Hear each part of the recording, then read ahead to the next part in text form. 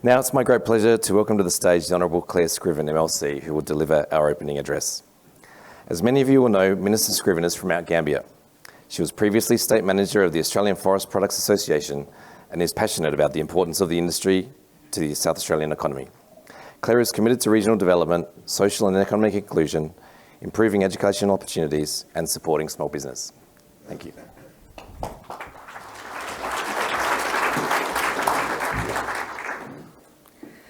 Thank you very much, Chris. It's a great pleasure to be here, and thank you, Harley, for that incredible welcome to country.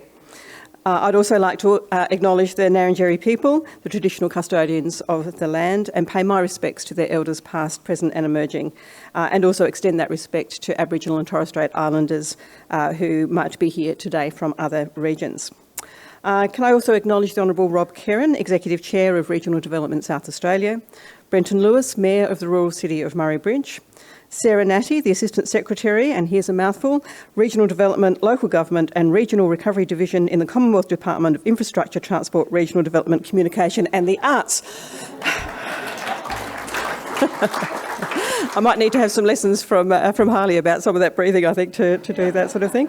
Adrian Pedrick, MP, Shadow Minister for Veterans Affairs, Emergency Services and Regional Roads, and the chairs and chief executive officers of the many Regional Development Australia associations that we have here across the state.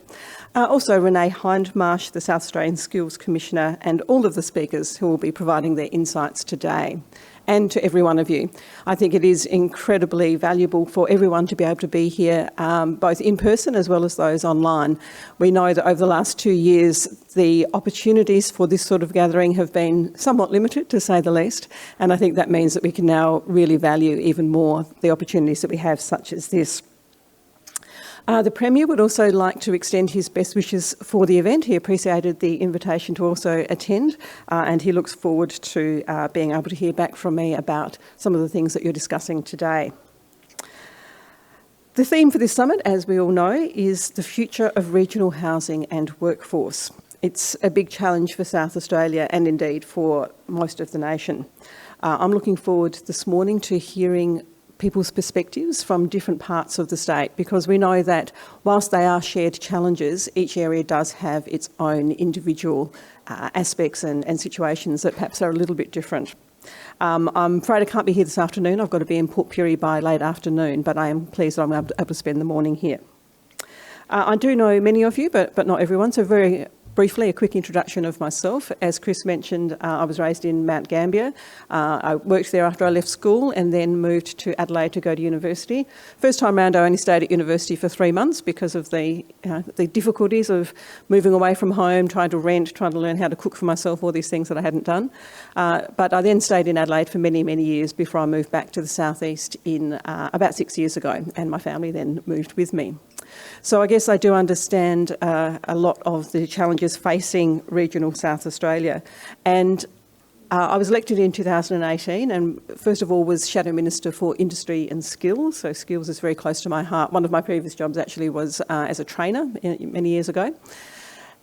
And then I became Shadow Minister for Primary Industries and Regional Development. And then when the Malinauskas Labor government was elected in March, I was appointed Minister, which is a huge privilege.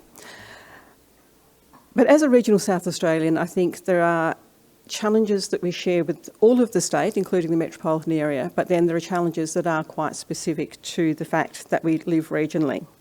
Now, probably all of us who live regionally know that it's fantastic. Our regions are great places to live, great places to work and raise a family, and we have strong resilience because of the many challenges that we do often face. Around a third of our population, just under, lives regionally, and we contribute $31 billion to our economy each year. Regional South Australia is home to 45,000 businesses, and they're mainly small to medium enterprises.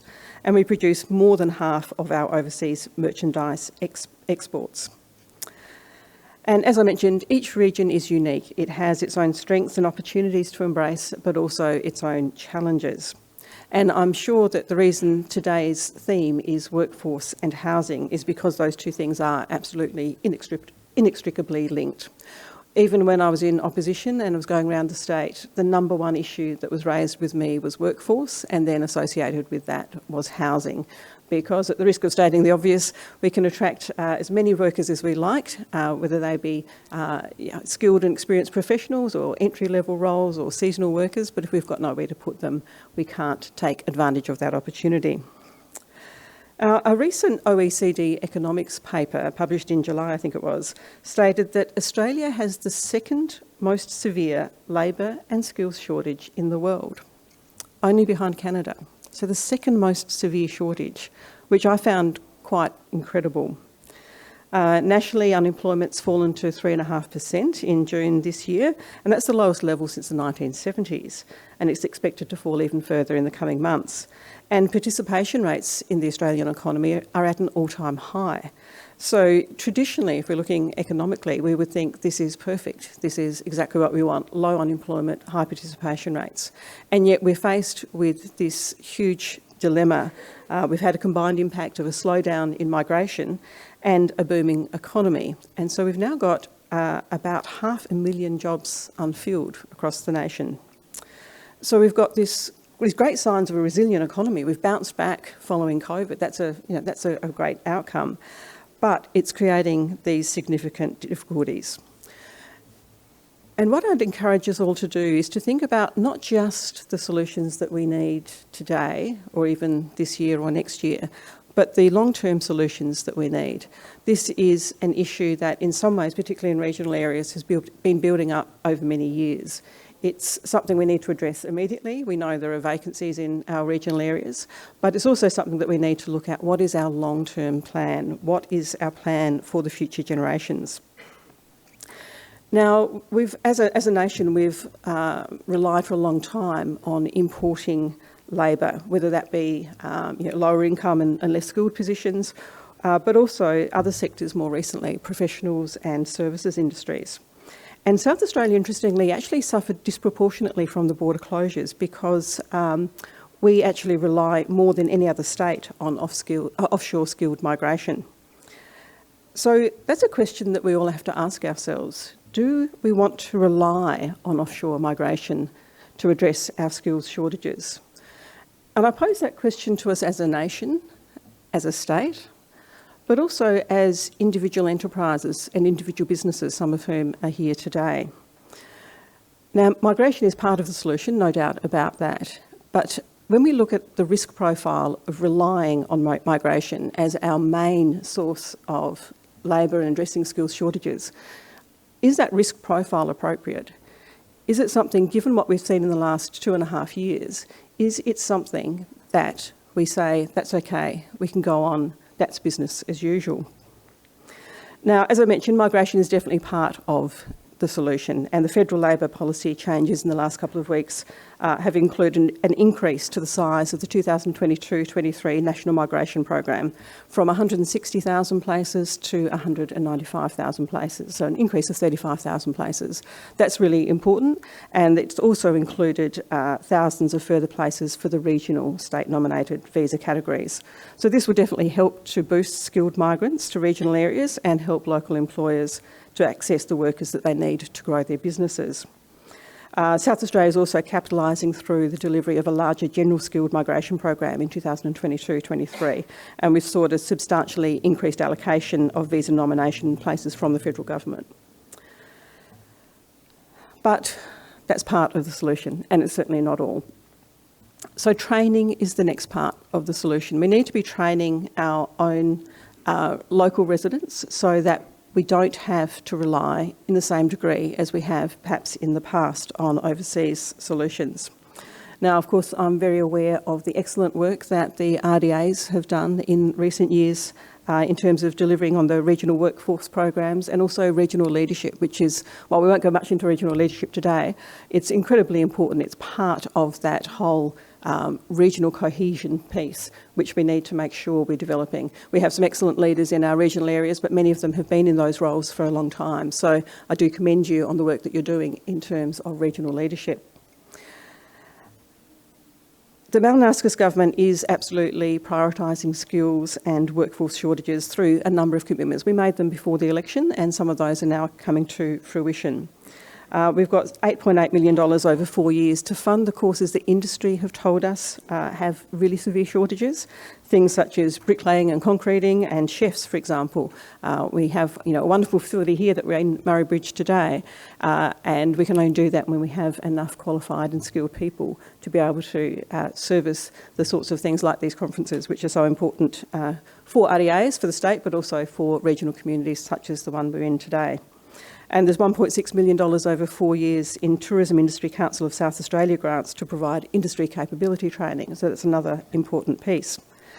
And we've also started delivering the 5 new technical colleges, which were announced prior to the election. We're hoping they'll be operational by 2026. And of course, 2 of those will be in regional South Australia, one in Port Augusta and one in Mount Gambier.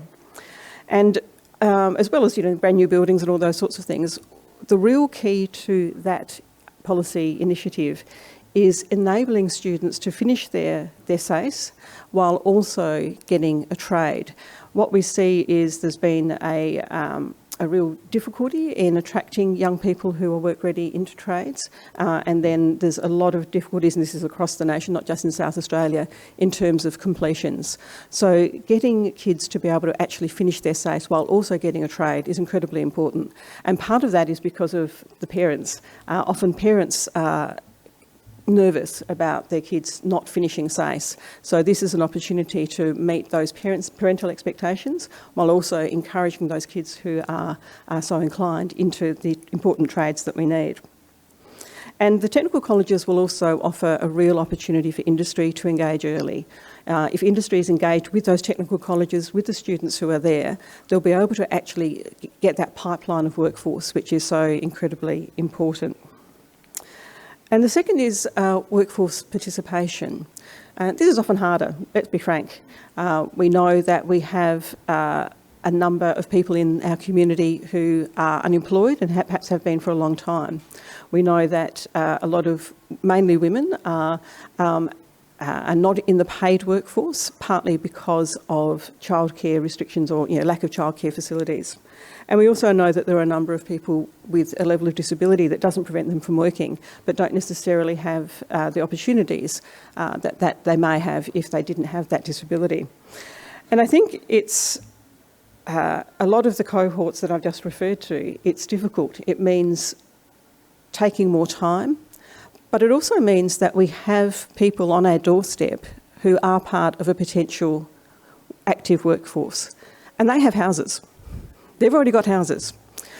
So I think in terms of, as organisations and also for employers, if you're looking at a way of addressing workforce shortages, it would be an absolute tragedy, frankly, not to be looking at those 3 cohorts. And I know here, for example, at the Bridgeport, there was some very good work done before the Bridgeport was open in terms of getting people who had been out of the workforce for a period of time into the workforce through that more intensive, not just training, which is important, but that broader support, so that people who have perhaps had different aspirations or a lack of opportunity in the past actually have the opportunity to grow and develop those workplace skills in addition to the specific training and skills that are needed.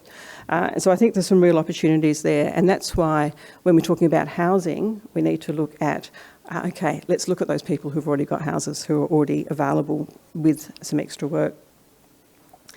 And so that leads us, of course, to the second theme today, which is housing. We can't look at workforce in isolation.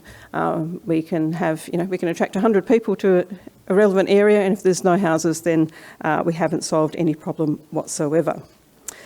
And it's housing, but it's also, I do acknowledge, other underpinning infrastructure, things like childcare, things like training facilities. We need to make sure that our regions are not held back just by a lack of skilled workers, but also in terms of the structures that are needed to support them. So when it comes to housing, just a few figures which I think are worth referring to. Adelaide continued to experience a property price growth of 21.23% in the year to July 2022, but house prices or increases in the regions have been outpacing many of those in the city, and I would suggest that's the first time for a very, very, very long time, if ever, that that's been the case. According to the latest regional real estate data from CoreLogic, the District Council of Clare on the Eyre Peninsula saw median house value rise by 39.1% in the year to July 2022. In the District Council of Franklin Harbour, home values increased by 32.3%. And in the Grant District Council, which happens to be my council in the southeast, home values grew by 32% in the 12 months to July 2022.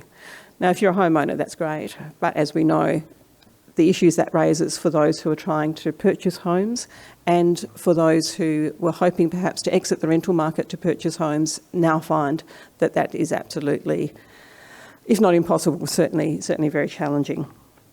And there are 13 other regional councils that experienced an increase in median home value of over 25%, so more than a quarter. So that leads us to the rental market, and there's been a decrease of 26.3% in available rental properties in some areas. And of course, what we've seen as a result of that is an increase in homelessness. So a reduction of almost a quarter in rental availability. Now, there is obviously a role for government in some of this, and the Malinaskis government has committed to increasing the number of public housing in regional areas to support the most vulnerable in the housing market. The Public Housing Improvement Program commits $177.5 million over 4 years to build 400 new houses, and 150 of those will be in regional South Australia. It will also deliver upgrades to 350 untenanted homes that need major work, as well as updating a further 3,000 homes in a maintenance blitz. Now, I fully appreciate, however, that's not going to solve the problem. It's an important step. In fact, all of those are important steps, but it's not going to solve the problem. So that then means that we need to look more creatively at other options, and certainly the state government is doing that at the moment. But the opportunities for partnerships, including with some of those here in the room and also the networks that you have, is incredibly important, because this is a long-term problem and it would need a long-term solution. And that really comes back to, I think, a sub-theme of what your theme is today. We need to look at workforce, we need to look at housing, and we need to address those issues in the short term, but even more importantly in the long term. We need to make sure we're not just looking at the next 4 years, that we're looking at the next generations, because that also comes back to what we want to achieve for our regional communities. We've long talked about the shift of young people, particularly to the cities, particularly to capital cities, when they leave school, and some of that will continue. I mean, let's face it, some of us want to go to the city to, experience the bright lights and different social sectors and things like that when we're leaving school. And some of the degrees that we might want for university students are never going to be available or appropriate for online learning or education in regional areas. But there's a lot who don't necessarily want to go to the city, who don't necessarily want to have the difficulty of going to university or some other training facility, whilst also trying to cope, as I tried to, with living out of home and learning to cook, learning to budget, all of those things. If we can retain those who want to stay in our regional areas, that's going to be so much better for our communities. And whilst I won't get too far off track today, but another point which I think is really important to think about is how we then attract them back. Not necessarily only when they're in their 30s and 40s and wanting to raise their kids, but maybe sooner than that as well. But that's perhaps a discussion for another day. So just to finish off, I'm really pleased that this summit is happening today. I'm really pleased that the focus is on those two big issues of workforce and housing. The Malinaskis Labor Government is very keen to partner with organisations. We appreciate the excellent work that RDAs do and are continuing to do. We look forward to some of the suggestions and outcomes that might come today. Thank you.